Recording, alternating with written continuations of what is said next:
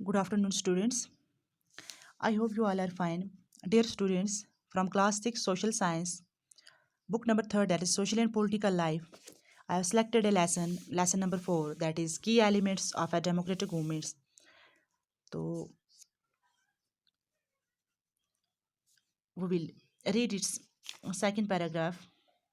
Dear students, जब माया अपनी माँ को पूछती है कि अफ्रीका के अंदर उस टाइम सेपरेशन होती थी on the base of race, तो अपार्थाइड सिस्टम जो होता था, according to this law, these races were not allowed to mingle with each other, to live near each other और even to use common facilities. एक दूसरे की जो facilities भी इस्तेमाल नहीं कर सकते थे, एक दूसरे के साथ घुल मिल नहीं सकते थे और एक दूसरे की जगह बैठ भी नहीं सकते थे। अपने नज़दीक भी इनको वाइट पीपल जो होते थे, ब्लैक लोगों को अपने नज़दीक भी आने नहीं देते थे। तो अब हम इसका सेकंड पैरा शुरू करेंगे।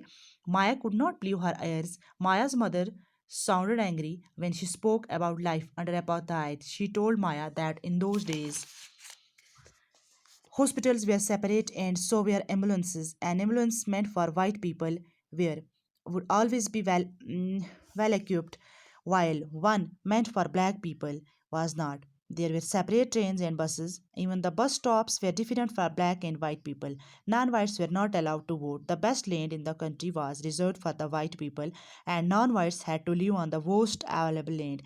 Thus, blacks and colored people were not considered to be equal to whites. One black township was Southwestern Township. Hector Peterson lived here, and he and his classmates joined the protest against learning the Afrikaans language in school. This was the language that the whites spoke.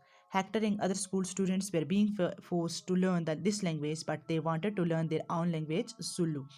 The South African police beat the protesters mercilessly and shot at the crowd. One of their bullets killed the Hector. This was on 16 June 1966. Dear students, तो अब हम देखेंगे जो माया होती है, इसको यकीन ही नहीं हो रहा है कि इसकी माँ इसे क्या कह रही है। तो इसकी माँ ने इसे कहा कि जो अपार्थाइड सिस्टम के अंदर जो ज़िंदगी होती थी वो काफ़ी क्या होती थी, मतलब सहज थी। तो माया को ये बताया गया कि उन दिनों जो हॉस्पिटल्स होते थे वो सेपरेट होते थे, वाइट्स के लिए अलग और ब्लैक के लिए अलग, इवन कि एम्बुलेंसेस भी अलग अलग होती थी।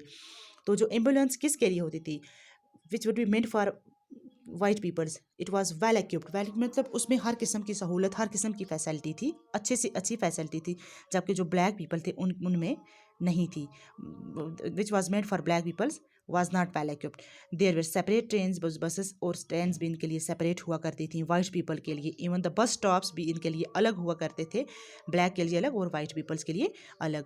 तो जो नॉन वाइट्स होते थे दे आर अलाउड टू, वो उनको वोट देने का हक भी दिया जाता था, वो वोट अपना कास्ट करते थे। और ब्लैक लोगों को ये अधिकार अभी नहीं दिया हुआ था। जो बेस्ट लैंड थी किसके कंट्री के अंदर, वो रिजर्व मतलब जमा करके बचत करके रखी जाती थी, किसके लिए कि इस पे कौन लोग रहेंगे, white people. And the non whites had to live on the votes. और जो ज़मीन का बहुत बदतरीन हिस्सा हुआ करता था तो वो किसके लिए आड़ रखा जाता था, ब्लैक पीपल्स के लिए।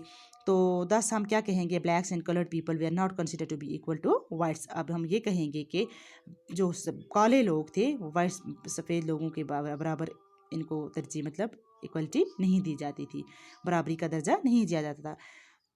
तो आई होप कि everybody has got it. Thanks.